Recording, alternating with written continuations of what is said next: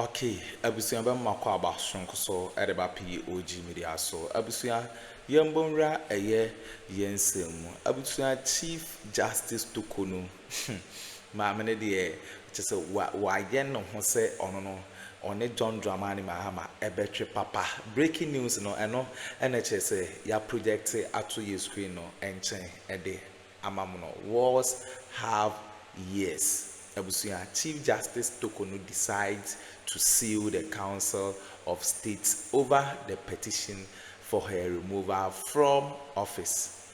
Abusia Chief Justice Ode was also Akuffo abani. Why not doing say oba be seal a Council of State no over the removal of over her removal from his what from her office. Abusia Sisiano, Chief Justice, and John Dramani Mahama, manso de den. Na utie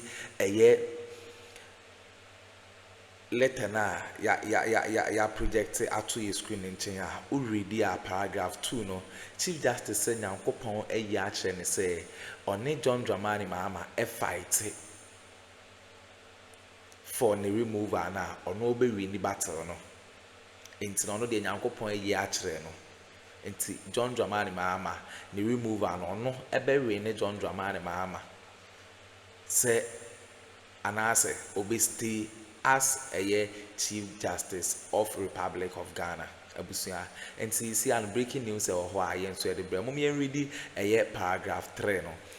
Paragraph 2 now say she says the Holy Spirit tells her she would win the battle against President Mahama's government and remain the Chief Justice, so she is going to fight.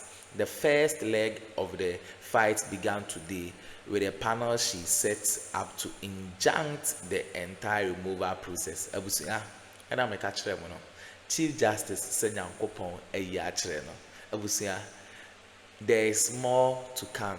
And as there is interesting moments ahead. Abusunya beda mase samo jepene ekoti is a breaking news we edimai eno any a project edi ato ye screen in credit goes to a loud silence media omo nhs edisa eye info we edibraye beda mase. It is placed in context. It is matters that you stand on the floor and say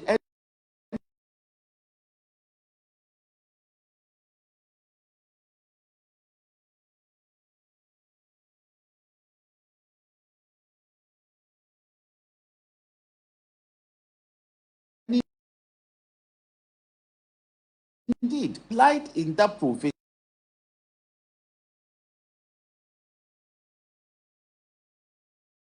Out these statements. Honorable Intim Fojo, please go to the police and assist them in this matter. I am interested. You say you won't go. You will not assist the police. You rather resorted to a process by asking the chairman of the committee that you rank to invite investigative institutions to come and brief the House on an investigation that is yet to be conducted. So again, he's not interested in the matter being gone into by any of the security agencies. He's interested in doing propaganda. So let the record also bear me out that it is also an offense in this republic to deceive public officers. And Intim Fojo cannot be invoking Article 1115 to his rescue. It is not. It cannot rescue him. In any case, Okansi, a multitude of suspicions do not constitute proof. So Intim Fojo's insistence on being suspicious of a commission of crime does not point to the fact that really a crime has been committed. That is the principle all of us must accept. So the duty is now inherent in him to assist with the modicum of evidence that he has, if he has any at all, to point the security agencies or the investigative agencies to a certain path. In the absence of that, he may be compelled. And the compulsion is also not covered under 116. The 116 provision in the Constitution is also to this effect, with your permission.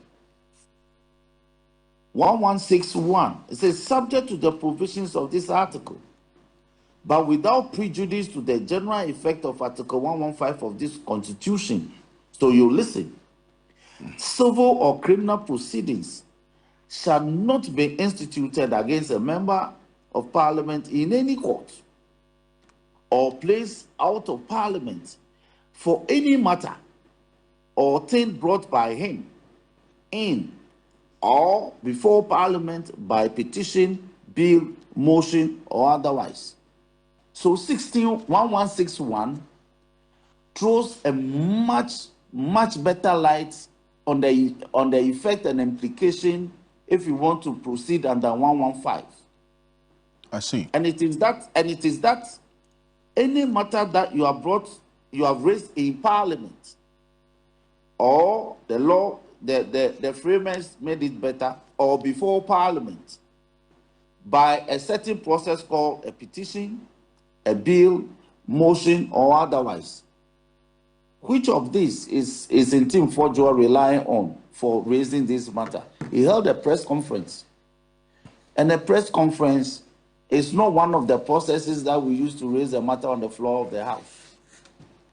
That I know. That is borne out. That is borne out by our standing orders. Well, that is why they gave you, hold on, they gave you a genre of the procedures that you can invoke on the floor. That is by a petition, by a bill, by a motion, or otherwise. Now, if you want to, the otherwise, can the press conference come under that otherwise? Hold on, that is the leg I want to proceed on. If you want to proceed under the general traverse of otherwise, then you must be doing this on the floor. So, for instance, you could come under a question raised by a member. So you can file a question directed at the sector minister to come and answer. These are the procedures known to our standing orders. So when you go and regurgitate falsehoods, allegations, unfounded, 115 mirrored and amplified by 116 will not save you. Your immunity will be impeached.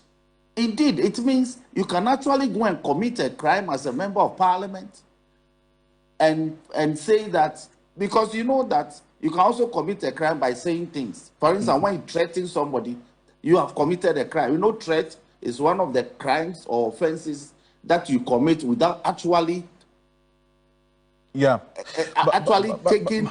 acting on the words. But you see, so hold on. If you're going on that path, I just want to hold on that particular path. Yes, I just want to say this. If you're going on that path, right, the honorable, that's the minority leader, Alexander Penyomakin, also, if you recall, addressed a press conference putting out information that the National Security or National Intelligence Bureau officials who went to search the former Bank of Ghana governor's house stole money, 10,000 cedis on the bed of the former governor and his wife's jewelry. The Deputy Attorney General was here with me, and he indicated that Penyomakin said so because he knows he said it in Parliament or within the presence of Parliament, and he's protected. So up to now, we haven't gotten any confirmation of the said information that Penyomakin put out there. He's working a free man. You are that same principle that you are espousing right now to this particular instance. How about that? Should he also be questioned?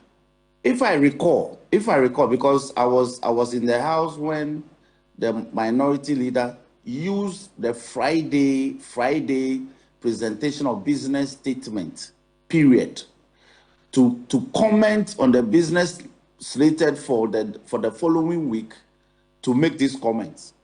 And by convention and protocols in the House, members are given opportunity to make comments on businesses slated for the House for the preceding week be at large to some extent. So he made those comments on the floor of the House. When you make those comments on the floor, so if you recall, the Honorable Deputy Attorney General actually wrote a text commentary on that conduct. Yes, but he at a press conference. Yeah, hold on. And he later regurgitated it at the press conference. So the Deputy Attorney General analyzed his conduct and actually asserted that the absolute immunity granted members of Parliament in respect of the things they say is not sacrosanct. It is subject to truthfulness of the facts you put out. So when you go and put out falsehoods, inaccuracies, and propaganda, there are provisions in the law that will apply to such conduct.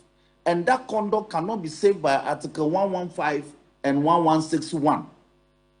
But let me conclude here for now by saying that the conduct of my brother in Team Fojo so far cannot be saved by the circumstances anticipated by the framers and elusively captured under 115 and 1161.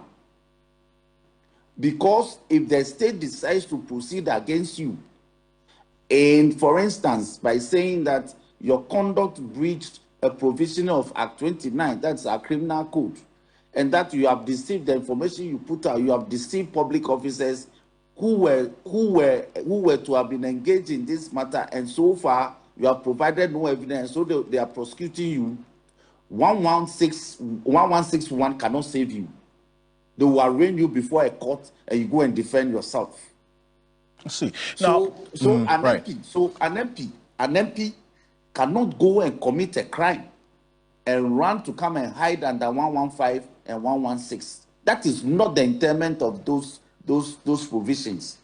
The intent of those provisions is for the proper conduct of the elected representative of the people, and raising matters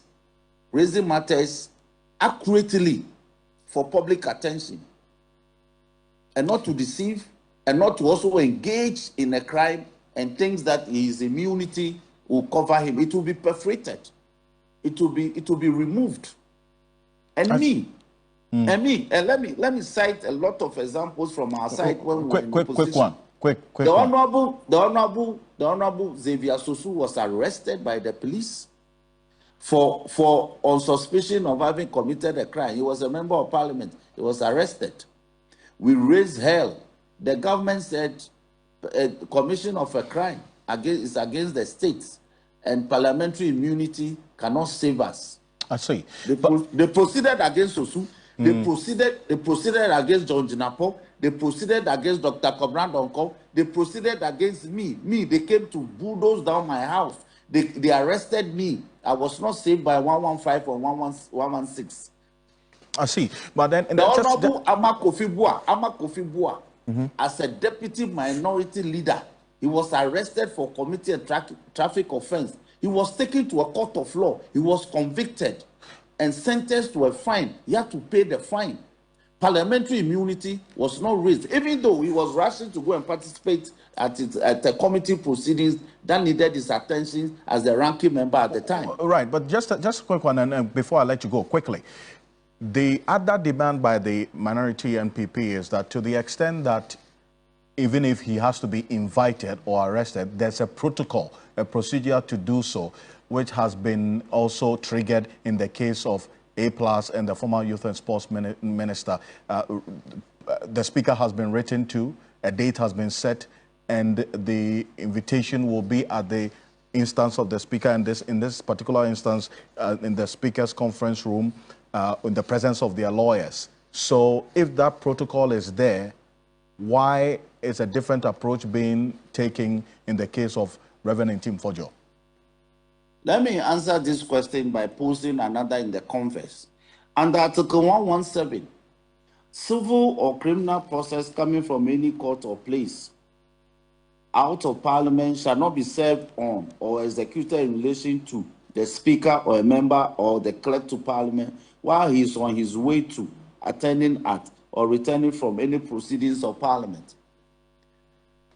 Speaker Afenyo went to court sometime in last year and got a court process not served on speaker.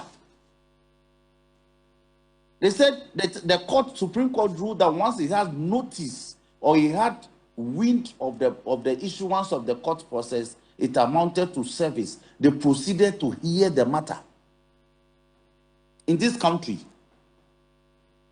So when it suits them, then they want to invoke the Constitution. When it doesn't suit them, then the Constitution is the savior. We were in this country, they told Speaker that even though he has not been served, the fact that he was informed on the floor that there's a court process, it amounted to good notice and good service. So we can always have recourse and make these debates. Well, I appreciate your time on this, and I tell you what, this is a part of the conversation that is not ending today. And as I indicated to you, we have a conversation in the coming. Doesn't look too good. This Wednesday violent clash also resulted in the burning of a police barracks. That's what you see on the screen there. Vehicle and the private residence of 3 police officers, including that of the Bawku Divisional Police Commander, law enforcement agencies, we understand, including the Ghana Police and the military, have since brought the volatile situation under control, but the town remains tensed tonight. We're learning of a new development, and our Upper East Regional Correspondent, Castro Senyana, is connecting with us on Zoom right now. And you see the military presence on the screen right now, and that's quite how troubling the situation is. Also, Dr. Victor Doke is a security consultant and lecturer at the Kofi Annan International Peacekeeping Training Center. Gentlemen, good evening. Thank you so much for joining us here on Ghana Tonight. Fred, and happy birthday to you. And I thank you. Thank you so much. I'll start off with you, Castro. Not because you wish me a happy birthday, but yes, you're on the ground over there. But really, we're seeing very disturbing videos on the screen. What's the latest this evening? Because we're learning there's a development as well. First, a very big good evening to our senior colleague who is joining the discussion. Yes, these are very disturbing videos, and today we got information that trouble was brewing in Bawku, where we understand that there was a bit of a scuffle between the police and some youth group, leading to the shooting of 3 people, and eventually one of them losing his life, unfortunately. But as we speak now, the Ministry of the Interior has announced a review of the curfew, and I get information that Bawku is calm right now. And we also understand that the security agencies made up of the police and the military, as usual, are continuing with their patrols to ensure that there isn't any more trouble. We get the understanding also that there have been some gunshots in some parts of the Bawku enclave, specifically the Benduri district. We've been speaking to the police and that said the security agencies have responded appropriately. I see. And this military officer, we understand, who was shot or has been reported shot. What is his condition as we speak? Do you know? Alfred, the immigration officer, was shot, we understand, early in the day, but information about his shooting came to me later in the day. And we understand that he's currently sick, being attended to at an undisclosed hospital within the regional capital. We understand that he's in a stable condition. I've been speaking to some sources within the security agencies, specifically the immigration service, and they tell me that he is doing so well, and the expectation is that he'll be fine very soon. But from what they tell me, it appears he was caught up in the crossfire earlier today when some, youth who are yet to be identified opened fire towards the military, the police, and what we understand was in retaliation to what had happened earlier on, where the police and that particular youth group had issues. But the police have been telling me that it was something that they had managed to contain, or they had tried to contain, and really did not mean any issue whatsoever. And so if the youth got it wrongly, it was unfortunate. But the hope is that very soon an understanding would, be reached, because the police administration, we understand, is engaging leadership of the Bawku community, and very soon an amicable solution will be found. I see, Dr. Doka, so the Member of Parliament for Bawku Central has condemned this, but beyond the condemnation, Doc, what next? Especially because of this cyclical nature of the violence in the area. Well, before I go on, happy birthday to you, Alfred. Thank you. Thank you. What's the other name they call you? AKA Dr. Flamingo, right? Indeed. Right. Indeed. So we thank you for the good work you're doing. Thank you. We appreciate it. Yeah. All right. It's unfortunate we have to hear, Bawku again. I spoke to one very prominent statesman in Bawku this morning, and he confirmed exactly what your reporter has said with regards to the incident, the shootings that was rampant, and then the deaths, and then the injured, and then also confirming the unfortunate incident that happened to the immigration officer who was caught in fire. Yes, the MP has condemned the incident, so will I also join him to condemn the incident, that no matter the circumstances, an attack on the people who have sworn to protect life and property is not a good way to go, no matter what you feel, whether you may not agree with them in some circumstances. You don't have to take that route. But then the issue about mistrust still lingers on. Mistrust on the part of the youth, and then the state security.